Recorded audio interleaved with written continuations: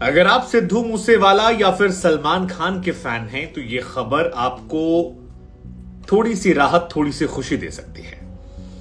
सिद्धू मूसेवाला के फैन हैं तो आपको यह पता लगना चाहिए कि सिद्धू मूसेवाला की हत्या में जो लोग शामिल थे उसमें शामिल एक शख्स को एनआईए ने गिरफ्तार किया है। और अगर आप सलमान खान के फैंस हैं तो आपको बता दें कि सलमान खान को धमकी देने वाले गैंगस्टर विक्रम बराड़ को एनआईए ने यूएई से गिरफ्तार कर लिया। ये गैंगस्टर जो है ये लॉरेंस बिश्नोई गैंग का मेंबर था और सिद्धू मूसेवाला के मर्डर केस में जो प्लानिंग में कुछ इंपॉर्टेंट लोग शामिल थे उसमें इस शख्स का भी नाम था।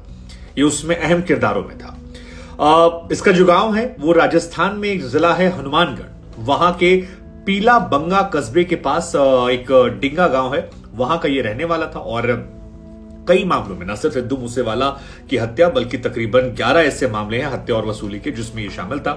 एनआईए इसे आतंकवादी मानती है, लेकिन मुख्यतः ये दो मामलों को लेकर हाईलाइट था, एक सिद्धू मूसेवाला मर्डर केस में और दूसरा सलमान खान को धमकी देने, उन्हें जान से मारने की बात कहने को लेकर। एनआईए इसे आतंकवादी मानती है और दुबई में बैठकर कहा जाता है कि लॉरेंस बिश्नोई का गैंग ये चलाता है। लॉरेंस बिश्नोई तो फिलहाल तिहाड़ जेल में है, लेकिन लॉरेंस से गैंग को बाहर चलाने वाले कुछ इंपॉर्टेंट लोगों में शामिल था और अब इसे एनआईए ने यूएई से गिरफ्तार कर लिया है। तो ये एक फैंस के लिए कम से कम खुशी वाली। अब बड़ी बात यह कि एनआईए ने इसे आतंकवादी माना है, यूएपीए की धाराओं में इसे शामिल किया गया, इसके ऊपर कई सारे आतंकी धाराओं में मामले दर्ज हैं। तो अगर एनआईए किसी को उठाती है और एनआईए किसी को आतंकवादी कहती है तो उसकी गंभीरता को आप अंदाजा लगा सकते हैं। दूसरा, लॉरेंस बिश्नोई खुद जेल के अंदर है। लॉरेंस अपने स्तर पर कार्रवाई नहीं करता, वो अपने तमाम लोगों से कार्रवाई करवाता है और जिन लोगों से लॉरेंस कार्रवाई करवाता है उनमें से एक खास नाम जो है वो विक्रम बराड़ का है। अब बताया जाता है कि दुबई में बैठकर लॉरेंस की गैंग को ये चला रहा था और इसे अरेस्ट करके फिलहाल इंडिया लाया जा रहा है। हालांकि इंडिया लाने पर मुझे कई बार हैरानी होती है कि गैंग का जो मुख्य सरगना है वो आपके इंडिया के अंदर मौजूद है, तिहाड़ जेल के अंदर मौजूद है और आप वहां पे उसे नहीं रोक पाते हैं। आप बाहर से कोई आतंकवादी लेकर आ रहे हैं, उसे कैसे रोकेंगे? लेकिन सलमान खान और सिद्धू मूसेवाला के मामले को लेकर इसका नाम आया। एक और खास बात जो इसके बारे में है वो ये कि राजस्थान में एक जमाने में एक पॉपुलर गैंगस्टर था। पॉपुलर इसलिए कह रहा हूं क्योंकि बहुत सारे लोगों के लिए वो उनका हीरो था। पुलिस प्रशासन की नजर में वो गैंगस्टर था, आनंद पाल, जिसको लेकर एक सीरीज भी आई थी, रक्तबाज या ऐसे कुछ, रंगबाज आई थी, रंगबाज 2 अगर आपने देखी हो तो। पहली वाली तो शायद शिव प्रकाश शुक्ला पर थी, सेकेंड वाली जिसमें जिमी शेरगिल का जो भूमिका है वो आनंद पाल की थी।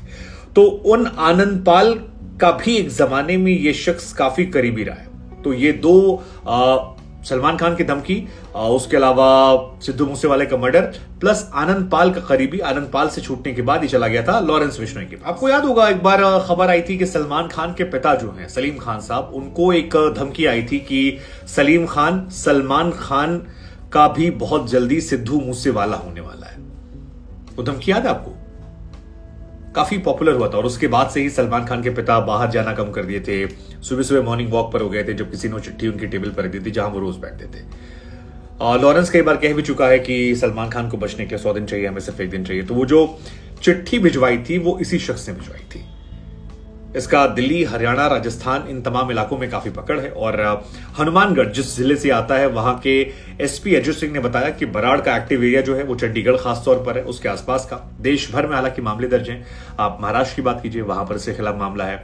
आप पंजाब की बात कीजिए, वहां से खिलाफ मामला है। आप दिल्ली की बात कीजिए, वहां भी से खिलाफ मामला है। यहां तक कि राजस्थान, हरियाणा और उत्तर प्रदेश में भी पुलिस जो है वो इसे ढूंढ रही थी। हनुमानगढ़ में तो कई सारे केसेस दर्ज है। कहा जाता है कि पिछले साल किसी व्यापारी से इसने 30 लाख रुपए मांगे थे और जान से मारने की धमकी दे डाली थी।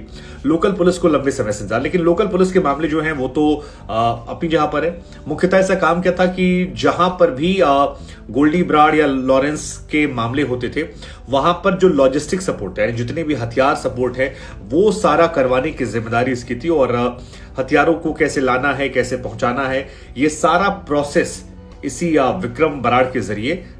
इसके अलावा अगर इसकी भूमिका समझनी तो ऐसा समझिए कि जितने भी कम्युनिकेशन में काम थे, मतलब अगर लॉरेंस बिश्नोई को कहीं मैसेज पहुंचवाना है या गोल्डी बराड़ को कहीं मैसेज पहुंचवाना है तो उसमें भूमिका इसकी थी। दुबई में बैठकर ये काम किया करता था। इंटरपोल ने भारतीय जांच एजेंसी के रिक्वेस्ट के बाद पिछले सप्ताह इसके खिलाफ रेड कॉर्नर नोटिस जारी किया था और टारगेटेड किलिंग के अलावा, जैसा हमने आपको बताया कि हथियारों की तस्करी इसकी मुख्य भूमिका थी, जबरन वसूली करना, कहीं धमकी भिजवाना हो, तमाम गैंगस्टर्स को आपस में कोऑर्डिनेट करवाना हो, ये तमाम जो चीजें हैं ये इसके पास थी। बाकी मेनली सीसीआर के तौर पर कम्युनिकेशन कंट्रोल रूम जो है वो इसके पास था, और लॉरेंस बिश्नोई और कनाडा में बैठे गोल्डी ब्राड़ को कॉल की सुविधा देना, ये तमाम चीज इसके पास थी। और पंजाब हरियाणा तमाम राज्यों में था, तमाम हथियार इनको सप्लाई किए, कैसे किसे कहां पहुंचाना है वो भी है। और पहले ये भी लॉरेंस बिश्नोई की तरह जो इनका एक यूनियन था पंजाब यूनिवर्सिटी में, सोपू, उस सोपू का ये मेंबर रह चुका है। तो विक्रम बराड़, लॉरेंस बिश्नोई, ये तमाम लोग हैं। लेकिन क्या इसके गिरफ्तार होने से कुछ बदलेगा? क्या सलमान खान को इससे राहत मिलेगी, थोड़ी सिक्योरिटी कम होगी, या फिर क्या इससे सिद्धू मूसेवाला को न्याय मिलेगा? वेल, ये कहना मुश्किल है, और ये कहना इसलिए मुश्किल है क्योंकि सिद्धू मूसेवाला का मर्डर हो गया, लॉरेंस जेल में है और जेल से ही पूरा गैंग ऑपरेट कर रहा है, तो बहुत फर्क उस पर तो नहीं पड़ा। लेट्स जस्ट सी क्या होता है आगे।